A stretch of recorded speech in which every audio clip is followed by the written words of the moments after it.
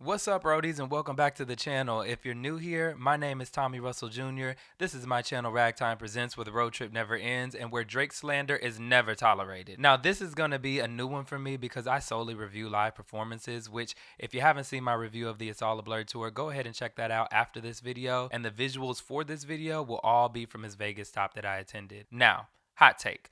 For all the dogs have shown me that a lot of y'all are disguising your hatred as holding Drake accountable for not exceeding your personal expectations. The way I read and listen to how some of y'all criticize him for his lack of evolution with the venom you have behind your words is blasphemous. Yeah, I said it. Blasphemous. Y'all be on his ass about him being 36 and still talking about the same toxic relationships, but most of y'all are about 5 years his junior or senior and keep coming back every project just to be disappointed time and time again. Now, if that ain't the definition of toxicity, I don't know what is. Y'all might have more in common with Lil Mama on Calling for You than you think. And then y'all mask your hatred with this incessant desire for the old Drake, and it's tired as fuck. If anything, y'all ushered in this new Drake by allowing If You're Reading This It's Too Late to soar and burying the body with the haymaker y'all did on Views. Thank God he gave us that before he fully pivoted. Woo, I'm hot.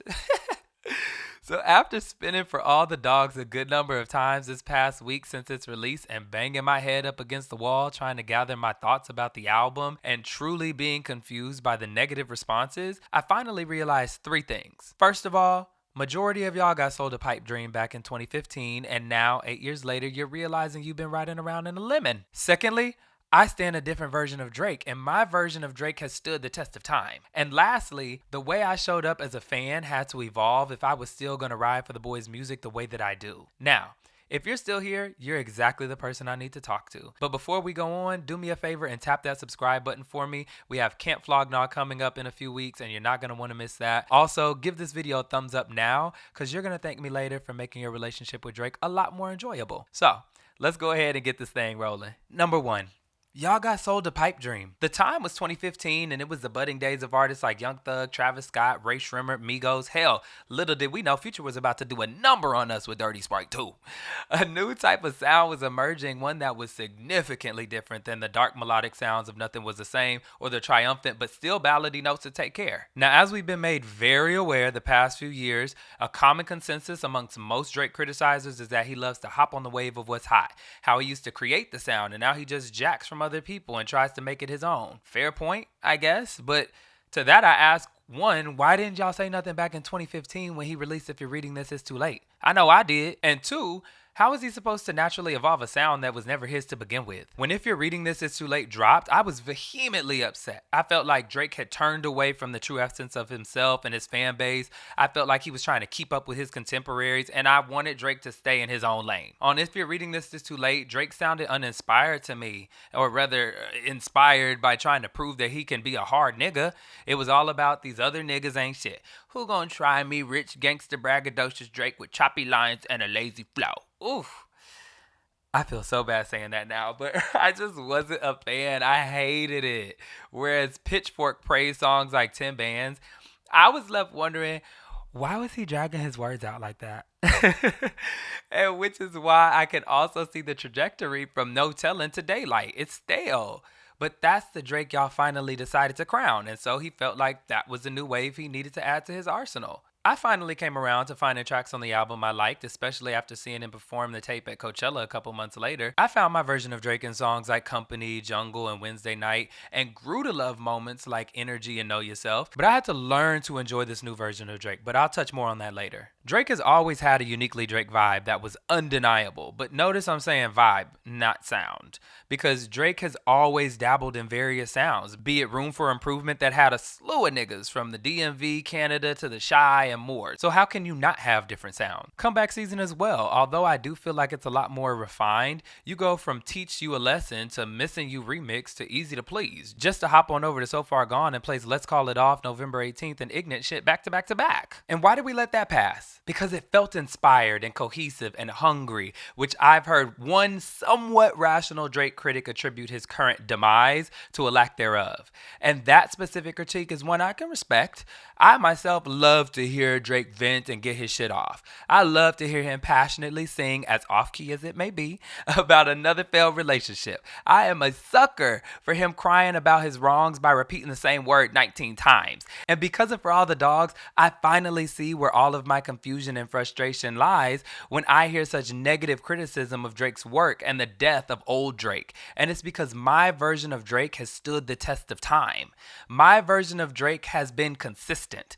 My version of Drake always comes through on every single project. And so I think it warps the way in which I experience his albums. Whereas it's sounding like a lot of other people's versions of Drake is falling flat.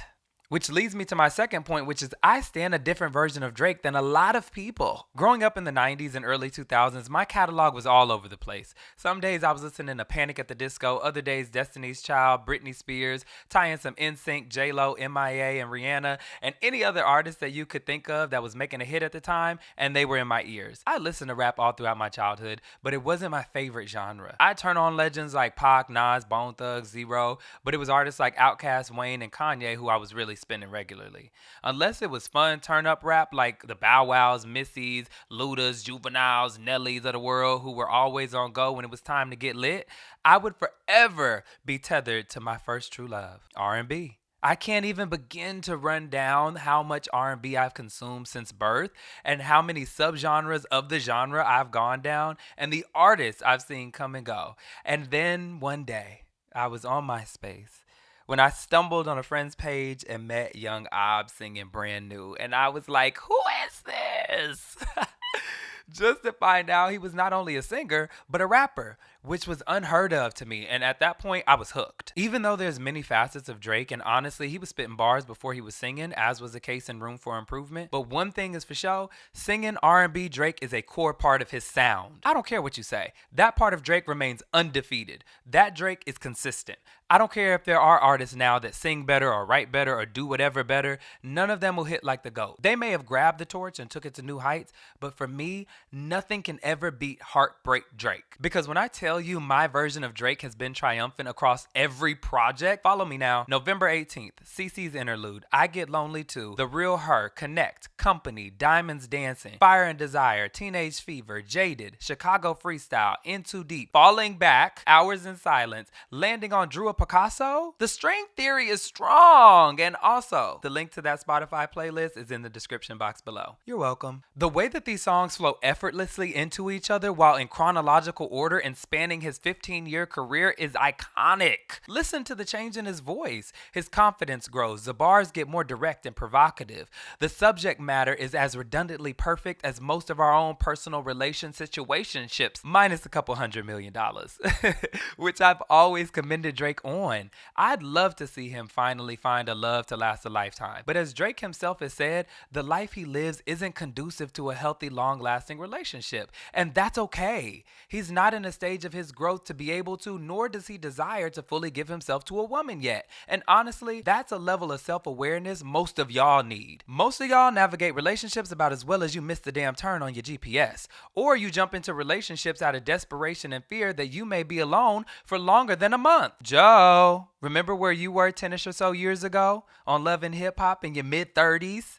You didn't have it all together yourself, sir. You made questionable choices about your love life and who you was fucking.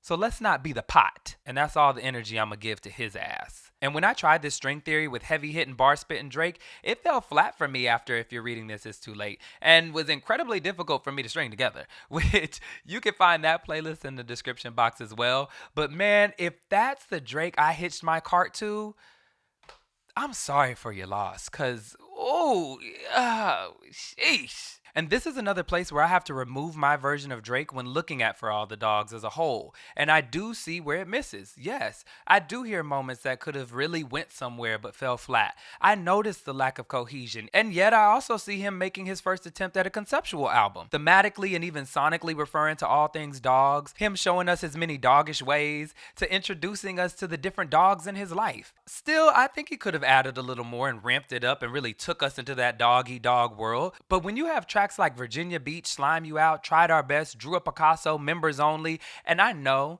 y'all are gonna eat me up for this, but hashtag justice for BBL Love, cause when he sings "Bust that pussy open for a real one," she called me her baby like I'm still one. I feel that. We've got cameos from Snoop and Sade. Tizo Touchdown gives us two very memorable moments. And of course, they had to get the boys together with another classic Cole feature. So for me, I think it's just that it's so littered with great moments that it makes me feel like the album is packed with everything you could want in a Drake album. Yet, as a complete body of work, meh. Which is why I give the album a solid 8. And it trumps Certified Lover Boy and Scorpion. Yep, I said it. Fight me in the comments. Which lands us at my final take.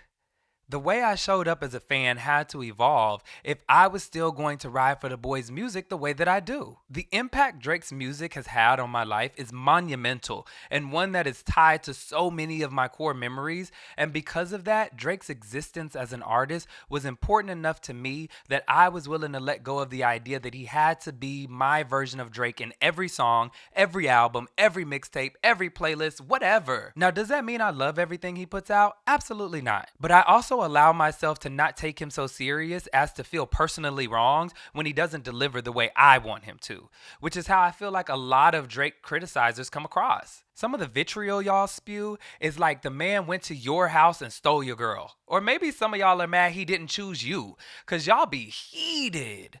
Personally, I don't even understand why y'all keep tapping in at this point. Look at you. You mad. You big mad. Stop straddling the fence waiting for him to put out the album you've been waiting on, because by then, you've talked so much shit that you end up looking stupid.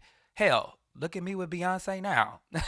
I also learned to love Troll Drake. The way the people are mad at songs like BBL and Rich Baby Daddy is crazy to me. Dissecting the song and sharing your dissertation on why it's so trash. Do you really think Drake made these songs with the goal of Record of the Year in mind? Hell, maybe actually, because he might have a hit on his hands with Rich Baby Daddy by the way I be seeing people ride the beat when it come on. It might surprise us. Or moments like Calling For You when old girl comes in talking her shit about First Class and the Oxtails. I think it's hilarious how triggered y'all be getting by her. It's like she reminds you of somebody from your past or present, or shit, you might be her. I get that it interrupts the song and maybe it could have been shorter or whatever you come up with, but I live for it every time it comes on. If anything, this is the first time I wasn't the biggest fan of 21's verse. I laugh at moments like Gently, where Drake's ass decided to clearly use Spanish dictionary to write his own verse, and it's so bad, but it's hilarious to me. And it's sad because I love Beneath Those Part, but I cannot get through it, y'all. One of my favorite tracks on the album is I Don't Give a Fuck. It's the first Yeat song I've ever heard, and I love it. But it took me to embrace If You're Reading This Is Too Late to get to a point where I can enjoy this hype beast Drake, to where I'm riding in a whip live as fuck when the beat drops, and he throws in that money for fun ad-lib. Oh boy, don't play with me. And maybe it's sad that I have to, I guess, lower my standards in certain aspects of his work. But I don't even look at it as that necessarily, because I just ride the wave and take what I love and throw away what I don't. In my opinion, If You're Reading This Is Too Late crawled so More Life could walk, because it took me a second to come around to that one. And so that honestly never mind, because Sprint, top 4. Again, fight me in the comments about it. And this might be something you need to adopt with other artists. Not to lower your standard, but drop the self-proclaimed critic that we've all become and just listen without judgment. Just see how it makes you feel. I used to go into New Music Friday like I was about to step into the boardroom, pen and pad in hand. Like, chill, homie.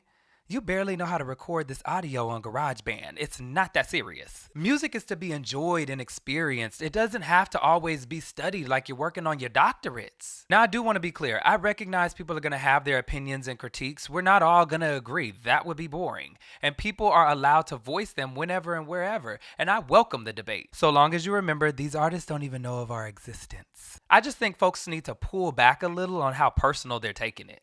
Drake isn't doing anything to you personally that should elicit such a manic response. There are plenty of other artists that do the thing you're looking for extremely well. Go get your fix over there. He doesn't need to be all things for you. Take Kenny's advice. He's not your savior. Maybe one day Drake will make the album everyone's been waiting on. I think the deeper, more reflective and intuitive Drake is there. He shows up when he wants to. He not only has the resources to create another masterpiece, but he's clearly aware of the criticism and could make the exact project people are asking of him. But I think it's all strategic. And if he does decide to shake up the world one good time, he'll do it on his terms. However, in the meantime, I live for him milking the fact that he could do numbers regardless of what he puts out. I believe at some point he'll make another transition, and by that point, he will have made his mark amongst every living generation, and a new sound may emerge from that. But until then, I'm gonna take a page out of Drake's book and just ride the wave.